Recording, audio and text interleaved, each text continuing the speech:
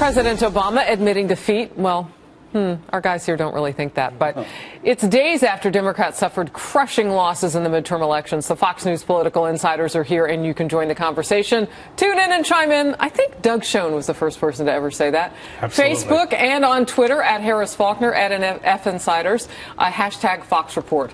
And with us tonight, John LeBoutelier, former Republican congressman for New York, Pat Caddell, a former pollster for President Jimmy Carter and Fox News contributor, and Doug Schoen, former pollster for President Bill Clinton and Fox News contributor as well. All right, Pat, let's start with you. You don't think the president was admitting that the Democrats? I thought he looked like he was saying something they told him he better say, and then he went on to announce. Then he went on to announce he was going to do immigration.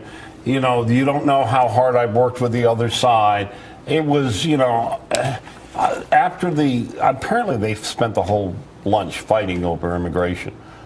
And he's headed for disaster. You know, it's interesting. We heard from Doug McElway tonight, so we know through the Wall Street Journal and the Weekly Standard that lunch meeting got a little chippy, John, on Friday. And the president is reported to have cut Vice President Biden off as he was talking with Speaker Boehner about, well, maybe, we give them time. What kind of time would it look like for you guys to cobble together a bill regarding immigration? Why? Well, listen, this thing has the potential to be a self-inflicted nuclear bomb on the Obama administration. Why? Because of what he's thinking of doing by himself. There are ways we change the law in America, Harris, and it's the legislative process that's in the Constitution. This idea that we have a guy who's a lame duck president who can just sign a fiat and say everybody who's here can stay here whether they're here illegally or not, that's not right. That's not the way it should be done. All right. So, Doug, the president had an opportunity to hear. I mean, you could hear Speaker Boehner was, look, we might be able to come up with some. Give us the time to do that. Why not let that process go forward? Well, of course they should. But the president basically is going to double down. His logic is, I'm going to do it my way. And he sees this as a defining moment for his legacy and his career. Now, when you lose an election, and I worked for Bill Clinton after the '94 election, so I saw it, you have to compromise. That's what Biden and Boehner were trying to do. So when the president cut off that conversation, ultimately he was saying what Pat and John are suggesting. He has not used the word compromise yet. What he said is, I will persuade them. I mean, he's still in whatever Disneyland. Persuade whom? The Republicans to do the right thing. But let me just make a point that's really... leadership in both houses. Like, I don't get that. How's he going to do that? Don't ask me that. I don't know. But I'll tell you this. Let me just say one thing. I listened to all the shows this morning. It is clear the mainstream media and everyone there and all of these political pundits don't get it. There has been a sea change in attitudes about immigration. The president's problem isn't he's going to blow up, make the Republicans mad. The problem is the country, including lots of Democrats, don't think he has the authority, as John said, and don't think he should do this. The firestorm is going to start out there, I believe, as long as the Republicans don't go crazy on impeachment or whatever madness they could come up with. All right. I want to talk a little bit about how wrong the polls were. Sure. It looked like Democrats were doing a lot better than what they were doing. What happened? Let me speak to that, Harris. The polls were in most races very close.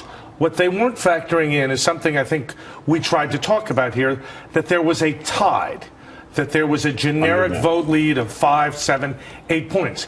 And when you factor in the tide with a close race, the polls that were showing a statistical tie became a clear and apparent and obvious win for the Republicans. That's what happened. Well, and all of you, to a man, called it 51 to 53. You would get Republican leadership and the Senate. So does it frustrate you guys as former pollsters to see them get this so wrong? Or have you seen anything like it? No, you see it every election. So first of all, there's so many bad polls out there. Let's be fair about this. Also, we saw this thing underneath. I said there was a 30. I personally said. By underneath, you mean the attitudes undergirding the current. What we've been talking about with you guys for weeks. And I said 30% chance this thing will blow wide open because the undecideds will vote and will move. And these pollsters. And by the way, the Des Moines Register was right about Iowa, and that's the only poll I've seen that was right in one of these states. Okay, Paul O'Brien writes on my Twitter page, why were the polls so off in Virginia's Senate race?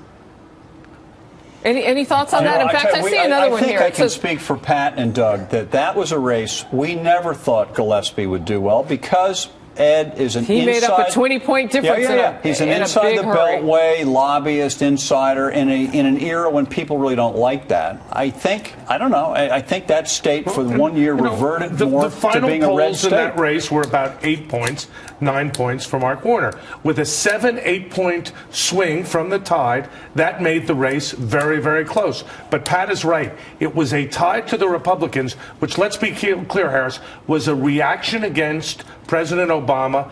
It was really a message to him, not a vote for Republicans. Warner's favorability was very high, and he almost lost that seat because of President Obama and the feeling. But let me just say again to remind our listeners what we said. And some of them are voters. That's true. A lot of them are. A lot of them. I'm sorry. That's not. They're not all voters, but our listeners. Our watchers. In any event, there were states, I still believe nationally, the Republicans could have had bigger. In Illinois, where a Republican won the governorship by 6 points, 5-6 points, Senator Durbin had a 3-point lead. In Minnesota, Franken was at 53. They were all 53% races. There were a lot of House races that are close. The Republicans are losing because they didn't nationalize the rest of the country with this tide. And I believe they can take up even more in this land. Do we have a minute? Can I bring up one thing? Mm-hmm. Sitting here with you last week, I said we were talking about the message versus money, right? And I said that the good message is more powerful than just having a lot of money. Mm-hmm. And I discovered during the week... People retweeted that like crazy, by the way. Good. I discovered during the week that we have an example of something that we need to look at in the future, which is Senator Jim Inhofe had 9 opponents starting in April. Mm-hmm. He decided, I'm not going to say a negative word about anybody. Mm-hmm. I'm not going to mention their name. I'm going to run only positive spots about what I will do and have done. 210 days, his campaign never mentioned anything about his opponents.